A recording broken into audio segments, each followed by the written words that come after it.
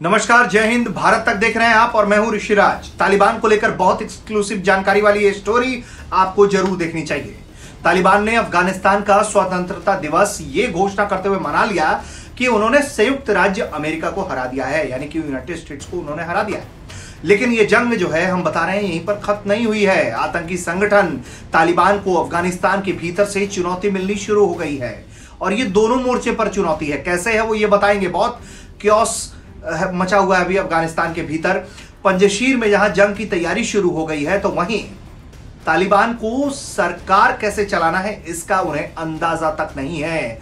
इसलिए जो तालिबान है उसके बोल बदले हुए हैं। जी हां, बहुत एक्सक्लूसिव जानकारी दे रहे हैं कि इस वक्त क्या हो रहा है तालिबान के आ जाने से। वहां पर वो सबको मिलाकर पहले अपनी व्यवस्था कायम करने की कोशिश कर रहा है तालिबान, और फिर वो अपना असली रूप दिखाएगा जो एक क्रूर आतंकी संगठन का चेहरा होता है।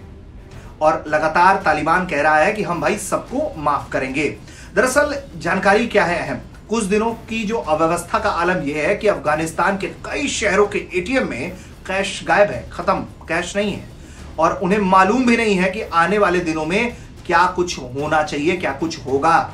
वहीं आयात पर निर्भर करोड़ों लोगों के इस देश में खाद्य कीमतों की जो वृद्धि है उसके बारे में सबको परेशान करके रख दिया है कि उनके सामने खाने पीने की चुनौती खड़ी हो गई है। वहीं तालिबान के खिलाफ कई तरह के पहले से ही प्रतिबंध लगे हुए हैं जो उसकी इस कुव्यवस्था में चार चांद लगा रहे हैं। उनको फंडिंग हासिल नहीं होगी, उनका जो सरकार का जो फंड है उसको अमेरिका पहले ही फ्रीज कर चुका है, और आने वाले कुछ दिनों में और भी बड़े जो ये इसके कारण जो है वो आर्थिक चुनौतियों का तालिबान को सामना करना पड़ेगा। कई लोगों को डर है कि तालिबान अफगानिस्तान में महिलाओं और मानवाधिकार के विस्तार और देश के पुनर्निर्माण के 2 दशकों के प्रयास को मिटाने के लिए जो हो सकेगा वो करेगा। लेकिन इस वक्त तालिबान का पैर बहुत बुरी तरीके से फंसा हुआ है, क्योंकि उसने कमान तो ले लिया है काबुल का, लेकिन सरकार कैसे चलाना है उसे समझ में नहीं आ रहा है। तालिबान ने अब तक कोई विशेष पेशकश तो नहीं की है कि वो कैसे नेतृत्व करेंगे, लेकिन ये कहने के अलावा कि वो शरिया या इस्लामी कानून द्वारा निर्देशित होंगे, वो पिछली अफगान सरकार के वरिष्ठ अधिकारियों के साथ लगातार बातचीत कर रहे हैं, नेताओं के साथ भी बातचीत कर रहे हैं, और यही कारण है कि वो चाह रहे हैं कि जल्द से जल्द वो जो अधिकारी हैं वो आके कामकाज संभाले तो अफगानिस्तान में उनका काबू और अच्छे से हो पाए।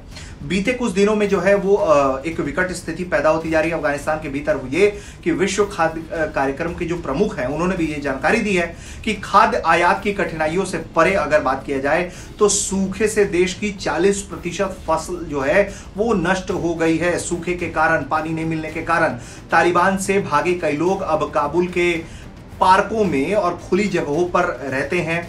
तो खाने की एक बड़ी समस्या आने वाले दिनों में दिखाई देती हुई दिख रही है, और तालिबान के पास इसका कोई रोड मैप नहीं है। तालिबान लोगों से काम पर लौटने की बात कर रहा है, अपील कर रहा है, लेकिन अधिकांश सरकारी अधिकारी अपने घरों में या तो छिपे हुए हैं या तालिबान से भागने का प्रयास कर रहे हैं। आर्थिक संकट इतना बड़ा हो सकता है कि अगर तालिबान को अफगान की रक्षा के लिए जल्द ही नकदी नहीं मिलती है तो मुद्रा का अवमूल्यन भी बहुत तेजी से होगा, जो पूरे तरीके से अफगानिस्तान की इकोनॉमी को क्रैश कर देगा, जिससे आम लोग भी बहुत ज्यादा प्रभावित होंगे। और हम देख पाएंगे कि काबुल और दूसरे शहरों की सड़कों पर रोटियां मिलनी और उन्हें खरीदना बहुत मुश्किल होने वाला है। कुल मिलाकर जो हम आपको अंदर की खबर बता रहे थे वो यही कि तालिबान को मालूम नहीं है कि उन्हें सरकार कैसे चलाना है, और ये जो व्यवस्था है पूरे देश के भीतर वो कोलैप्स करती हुई दिख रही है। इसलिए तालिबान के भीतर भी बहुत बेचैनी है कि वो पुराने अधिकारियों को माफी देने की बात कर रहा है ताकि वो काम पर लौटे और हालात को वो संभाल पाए। नहीं तो ऐसा होगा कि अगर ये कुव्यवस्था ऐसी चलती रही तो अभी थोड़ी बहुत जो जनता सड़कों पर उतरी हुई है, तालिबान के डर से ज्यादातर लोग अभी चुप हैं, उनकी भी चुप्पी टूटेगी और वो भी सड़कों पर आएंगे।